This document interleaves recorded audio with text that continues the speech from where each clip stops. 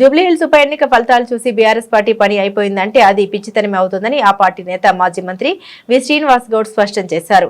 తాము ఉప ఎన్నికల్లో 2 మినహాన్ని గెలిచామని గుర్తు చేశారు. ఉప ఎన్నికల్లో అధికారంలో ఉన్న వారికే గెలుపు అవకాశాలు అధికమని పేర్కొన్నారు. ఖమ్మంలోని బీఆర్ఎస్ పార్టీ కార్యాలయంలో వి శ్రీనివాస్ గౌడ్ విలేకరులతో మాట్లాడారు. మీరు ఎన్ని అబద్దాలు ఆడినా భరించామని అధికార కాంగ్రెస్ పార్టీ నేతలపై ఆయన ఆగ్రహాన్ని వ్యక్తం చేశారు.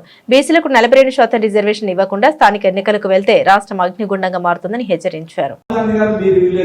అన్యాయం జరిగింది పాపం అన్నాడు. మరి పాపం అన్యాయం జరిగినప్పుడు మీరెంతోనో మీకు అంతా అన్నప్పుడు మరి మీరు ఒక్కనాడన్నా పార్లమెంట్ లో మాట్లాడిందా, ప్రస్తావించిందా? ఉట్టి బయట మాట్లాడితే కాదు కదా. ప్రధానమంత్రి గారు కూడా బీజేపీ కూడా చాలా మాట్లాడుతారు. మరి ఒక బీసీ మంత్రిత్వ శాఖ తెలియతారు మీరు. కనీసం ఇదేనా 42% రిజర్వేషన్ని ఖచ్చితంగా మీ ఇద్దరి చేతిలో ఉంది. మీరు ఏం చేస్తారో తెలియదు. కామారెడ్డి డిక్లరేషన్ లో చాలా చెప్పారు. ఇంకా గొర్రెలకు 3 లక్షలు ఇస్తాము, ప్రతి మనిషికి బీసీఏ గ్రూప్ లో ముద్రాంగం కలుపుతాము, ఇంకా ఎన్నో చెప్పింది. దళితులకు, బీసీలకు 80% జనాభా వర్గాలకు ఎన్నో హామీలు ఇచ్చారు. అందరు ఎదురు చూసేది 42% రిజర్వేషన్ కనుక దానికి చట్టబద్ధ కల్పించే ఇవ్వాలి.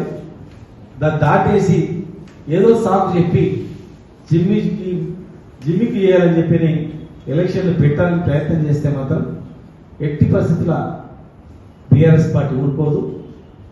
పేద ప్రజల పక్షాన బీఆర్ఎస్ పార్టీ ఉన్నది. ఆనాడు ఎన్టీ రామారావు గారు బడుగు బలహీన వర్గాల వాళ్లకు రాజకీయంగా ఎదగడానికి ఎంతో మేలు చేసింది. ఈ రోజు వరకు కూడా ఆయన చనిపోయి 2 రోజులైనా కూడా ఇప్పటికి కూడా అరే బీసీలకు ఎన్టీఆర్ చేసింది రామారావు గారు అని చెప్పి మనం అనుకుంటాం. ఇలా బీసీలకు ఎవరు చేసినా మర్చిపోరు. ఇలా మేమున్నప్పుడు మేము మార్కెట్ కమిటీ రిజర్వేషన్ ఇచ్చినాము, ఎంతో మందికి ఎమ్మెల్సీకి ఇచ్చినాము.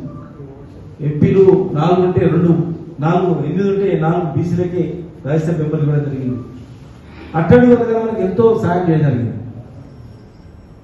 మరి పార్లమెంట్ లో బిల్లు పాస్ చేసి చట్టబద్ధ కల్పించాలంటే మాకు సరైనటువంటి ప్రాతినిధ్యం లేదు.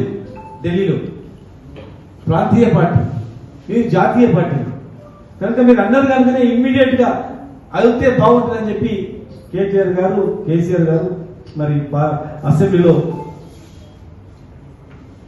బిల్లు పాస్ చేయడానికి మండలిలో మధు గారు వీళ్ళందరూ కూడా ఎమ్మబడి కొట్లాడి ఏకగ్రీవ తీర్మానం చేసి పంపించడం జరిగింది. మరి దానికి కట్టుబడి మీరు చేయాలని లేక